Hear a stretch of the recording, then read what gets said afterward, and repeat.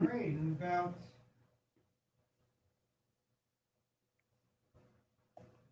5 seconds. Okay. 5, 4, 3, 2.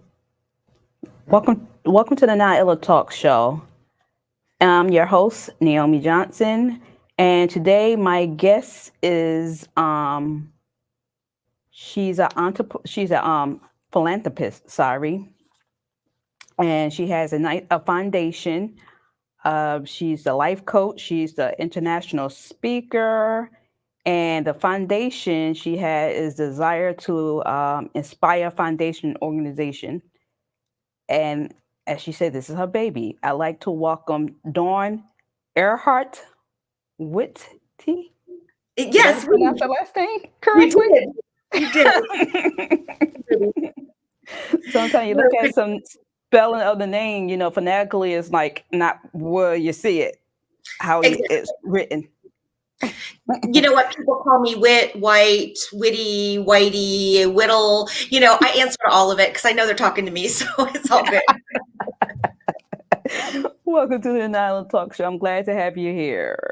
Thank you so much for having me. It's a pleasure.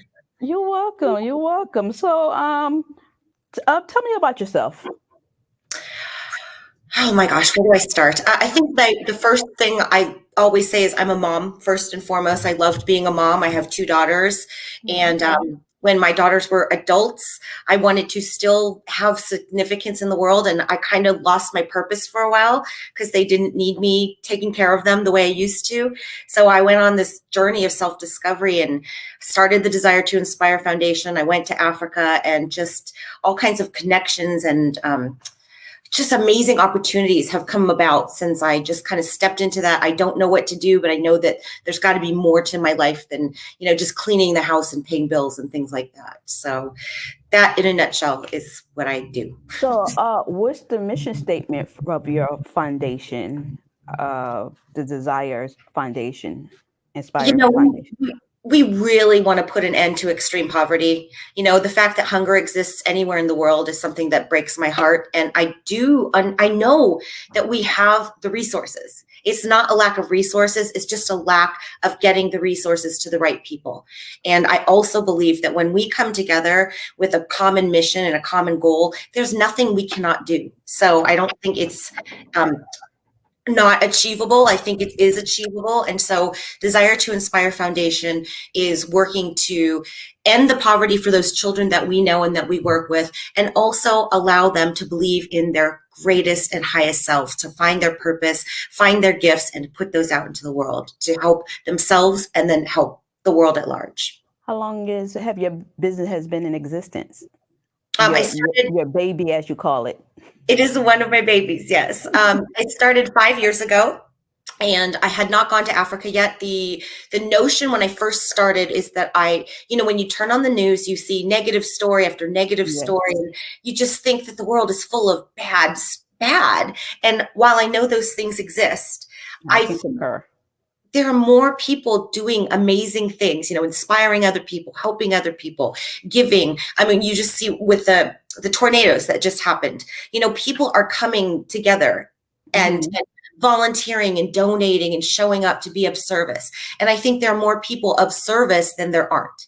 So I wanted to kind of share stories like that with people so that people could say, you know what, maybe the world isn't such a bad, scary place. Maybe there are a lot of people doing wonderful things. And then when I went to Africa, I looked at people who didn't know how they were going to feed themselves the next day. Yet they were taking in, 67 children, Mama Josephine in Uganda. Susan, who was 23 when I first met her, was 23 years old and was taking 31 little girls in, not knowing where she was going to get her food for the next day, but she still did not turn a child away. And I just thought, talk about inspirational stories. These are stories that I want to share because it's really made a profound impact in my life. Oh, okay. Africa. I wish I was going to Africa. How long had you stayed there? I've been 4 different times. I've spent about 4 months in Africa total. I've gone to 5 different countries, and I just, I live with them. I live amongst them. I sleep on the floor sometimes. I sleep, in little twin beds with, a little ceiling fan or whatever, cold water showers, if we even have a shower. And it's Wow. really, again, given me so much appreciation for every wonderful thing I do have in my life. So where are the four country of Africa have you visit? I started in Ghana, and then we went to Uganda, Kenya, Rwanda, and Sierra Leone. Did I say all of them? Yes, I think so. I know it's very beautiful out there.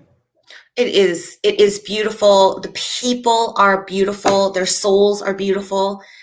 When I see people who are struggling for food and water, yet they're willing to share the little they have with a stranger, that just like fills my heart with so much hope and promise that, it exists. So when they're going to school, do they have to pay for schooling, or how does that work? Yes, in many of the villages, they do have to pay for school. In Ghana, we work with Savior Children's Foundation, and Patrick and Mama Pat, the two people who founded this school, they provide free education to the children in Kaswa, the village in Kaswa. So there are places like that, but that's a struggle. So there are nominal fees for schooling, but not all the children can afford to participate in.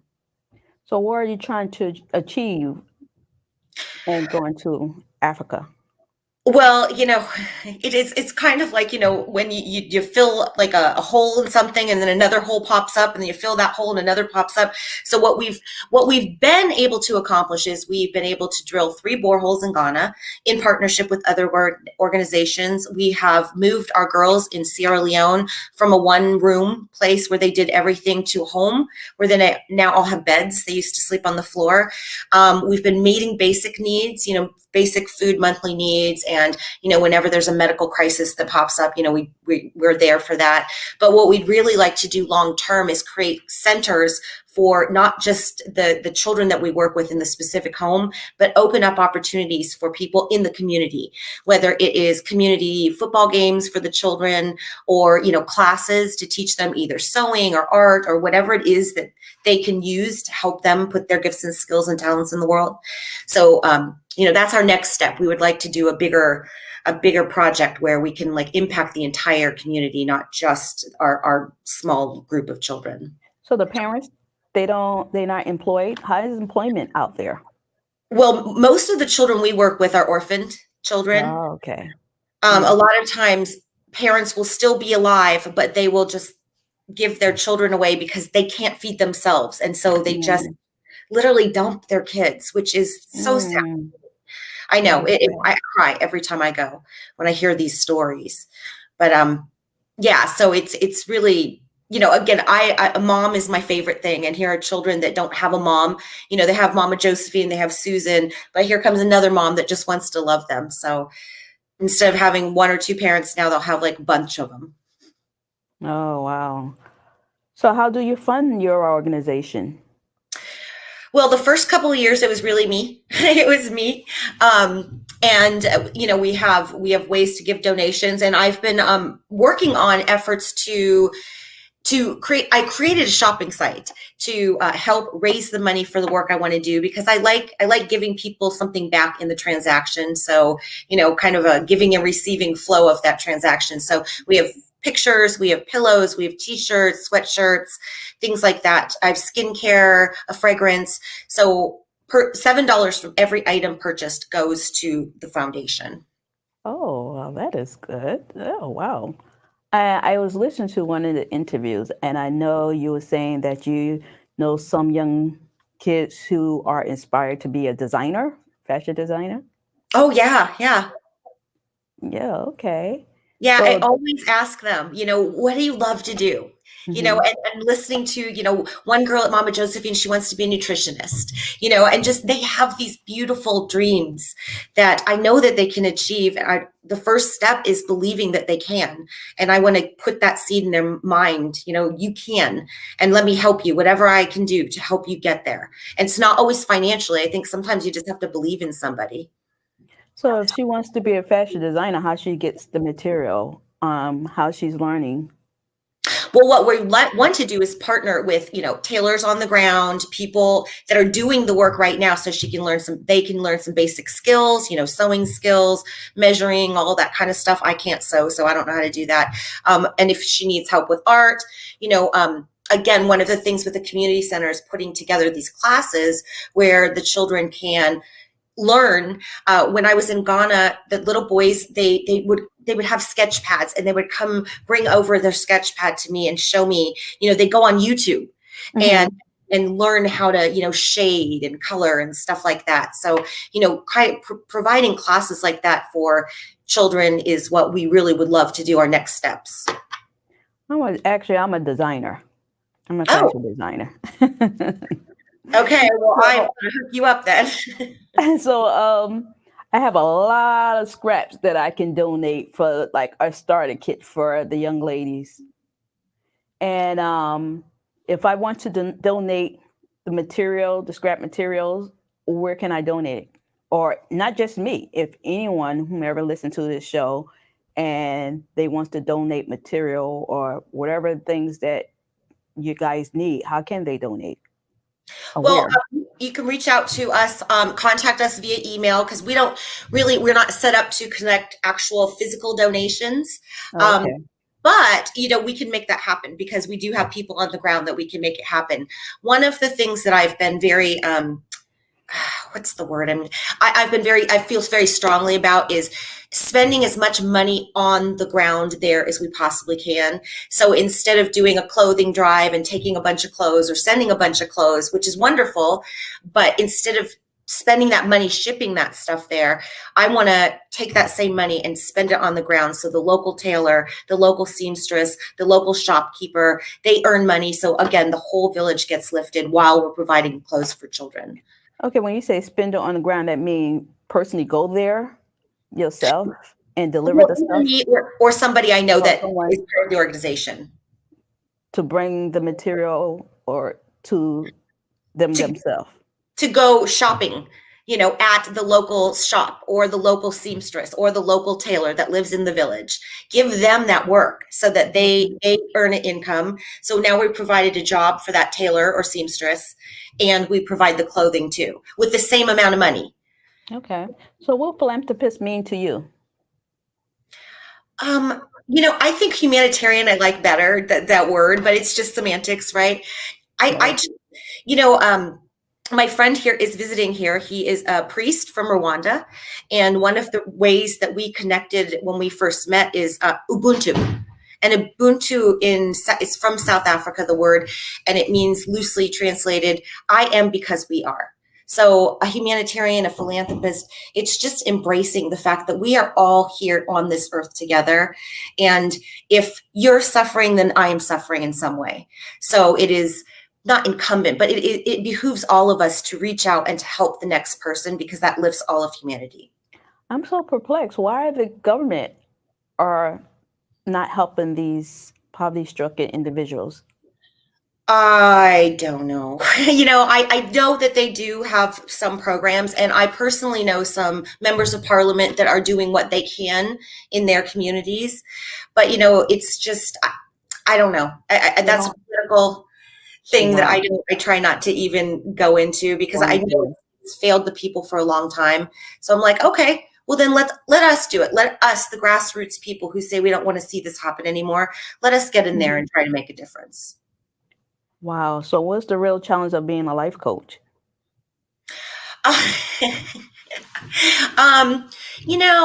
I don't do one-on-one coaching. I've done it a few times, but I really prefer doing it in bigger groups.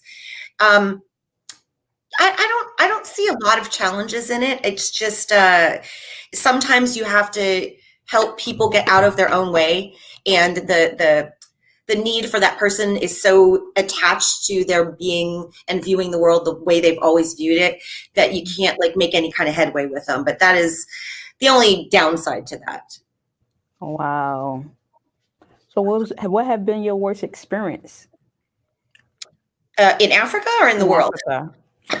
In Africa, and actually with your foundation. I think. Do you have any worst experience still in your foundation? I put it that way. Yeah, no, I've loved every single thing about it. The good, the bad, the ugly, the ups, the downs, because everything teaches me a lesson. Everything redirects me in a different way. Right. Um, I have not had any dangerous situations happen. I just feel very divinely guided and protected when I'm there. And when I went last time, there was an Ebola outbreak in Uganda. And as you get off the airplane and you're waiting in the customs line, there are all these posters about Ebola. And I didn't think for a second, like, oh my gosh, I could get Ebola, which I could have. But I just thought, I am here doing the work that I love. And if this is how the end of my days are going to be, then that's how it's going to be. I'm not going to be afraid. I'm just going to keep going. And, I'm fine. And one day that won't be the case. But up until then, I'm going to be happily just going about my business without any fear. So what year did you went to Africa? 2017, the beginning of 2017 was my first year. Oh, would you like in the summer? I mean, how's the weather like? I know I had spoke to someone who was in South Africa, and around the time I winter is their summer. Yeah. And let me get it right. Their summer is our winter. Right. So is it like that? I know it's in different locations, so it's like that there. Closer to the equator, like Ghana and stuff, it's like it's hot all the time. It's very, very, very, very, very, very humid. I don't know if I made that very enough, but very, very humid, very hot. I always feel dirty because, there's a lot of dirt. There's a lot of dirt. And again, the humidity makes everything sticky. But I don't mind it, even though it's very uncomfortable. And sometimes I'm stirring big, huge cauldrons, like literally big, huge cauldrons that I have to put my legs around. They're that big and they're hot and everything. And it's hot outside. And I love every single second of it. Wow. So, the water, I mean, I know I've been seeing on TV, sometimes you can't believe everything that you see on TV. So since you've been there, Africa, so in terms of water, do they have like water pipes going there? In the cities, yes. The cities have everything that everybody has. But when you start going out into the more remote rural communities, it doesn't have the same infrastructure. So there aren't, the plumbing and things like that. So what we've done is, a lot of times they'll collect rainwater in these big, huge tanks. Okay. And when they run out of that, they can drill boreholes, which is, it's expensive, like $6,000 to $7,000 to drill a borehole that taps into the groundwater supply. Okay.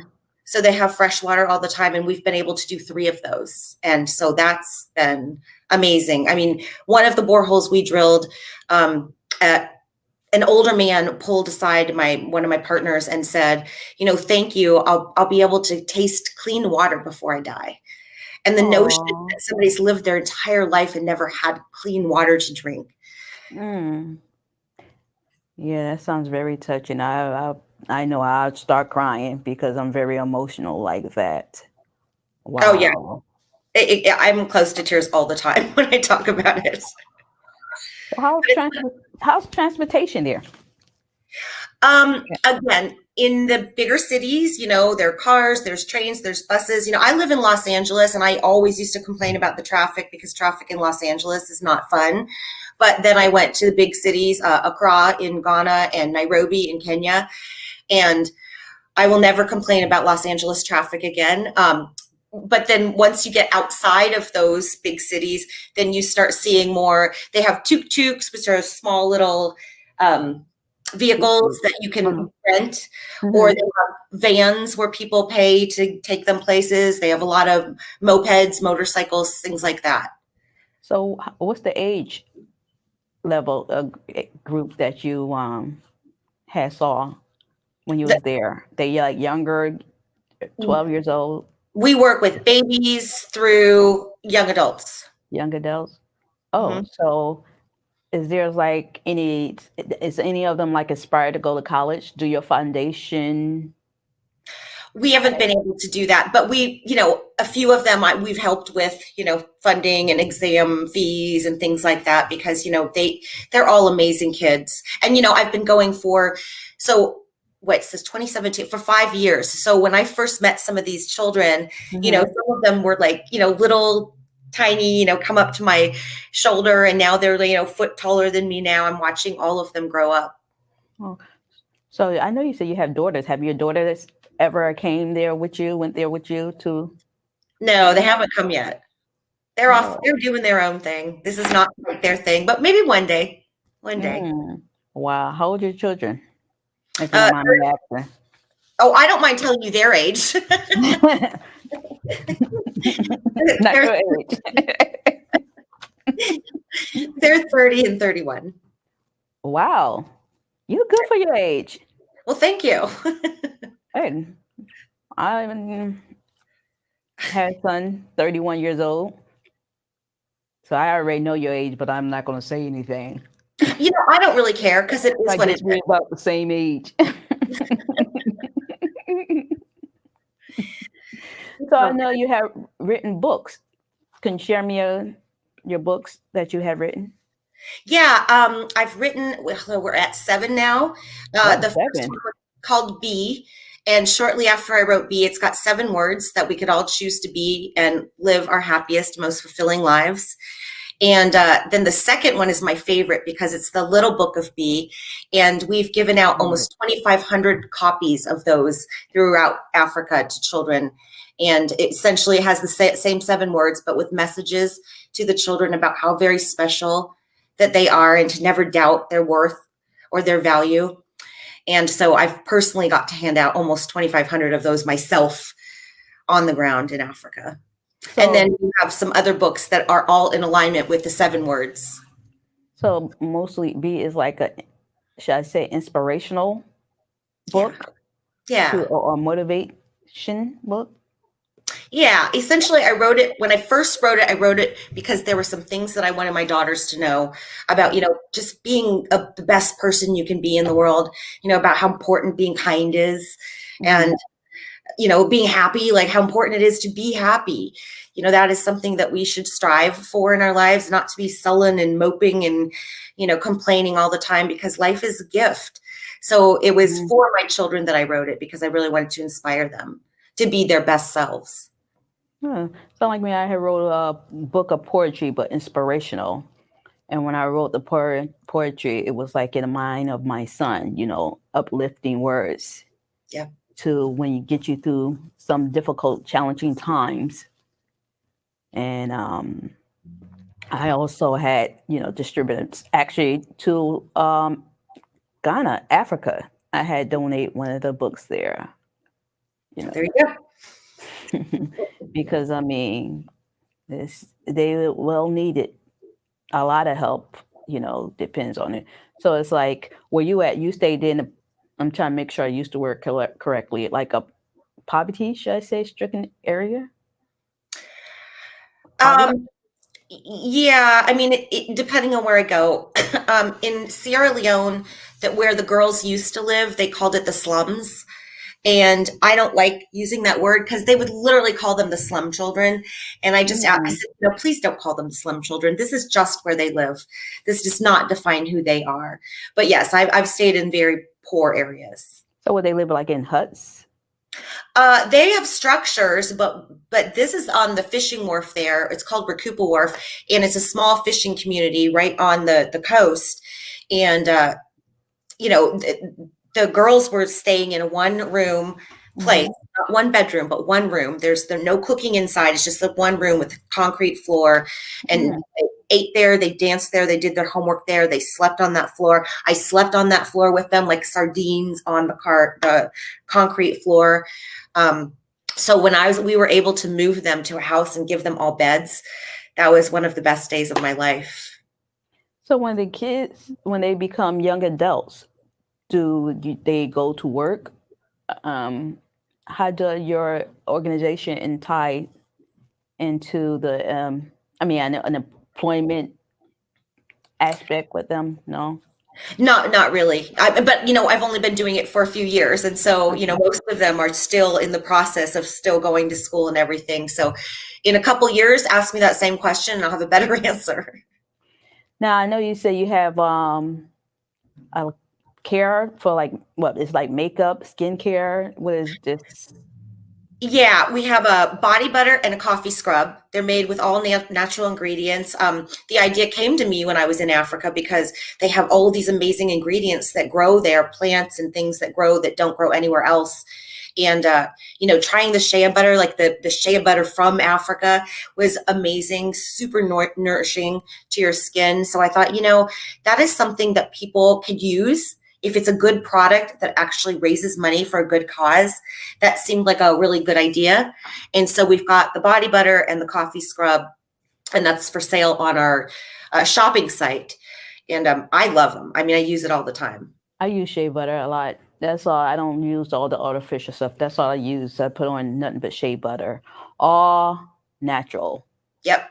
Coconut oil, shea butter, and I'll also mix it up with all the natural stuff with the cocoa butter, the shea oil, and I know with the shea butter they have like the yellow one, which is mixed with turmeric, which is good, for inflammation, and then they had the plain white shea butter.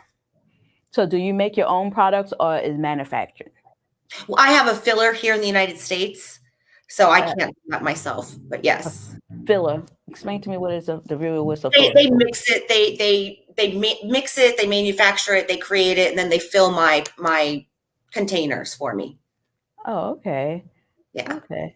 So, right now, are you looking to put them in the stores? I was just looking to do online, and I hadn't gone the next step to like actually physically get them in stores yet. But that could be another avenue. No. So most of the proceeds go to Africa. $7 from each item. Yes. $7 each item. Yes. Oh. Not from each purchase. So if you bought 10 things, it would be $70 that would go. It wouldn't just be 7. Okay. If you bought 10 items. Yeah. Okay, the proceeds go there. Yes. Oh, okay. Wow, you're doing a lot good things for the people in Africa. And it's for them, but it's also for everyone, because if I can share the things that keep them happy and joyous and generous and loving while going through all of the things that they go through, all the challenges that they have, with people here where we have those comforts, yet we're depressed. I think I read the statistic 1 in 4 adults in the United States are on antidepressants. Some unbelievable number. And I look at our lives compared to those lives, and I just think we have so much, yet we're still unhappy. What is it that they know that we are missing? So I want to help bring that knowledge here and help them get their resources where they need to go. Yes, that's well said. But again, getting ready to go to closing. Anything else, your last word that you want to say, or some inspirational words that you can tell the viewers? I always love to end my interviews with, you don't have to go to another country and feed people to make a difference in the world. Every single interaction we have, every single moment, whether it's on the telephone, if it's in real life, it's at the bank or the grocery store or traffic, you can always be your best self, be kind,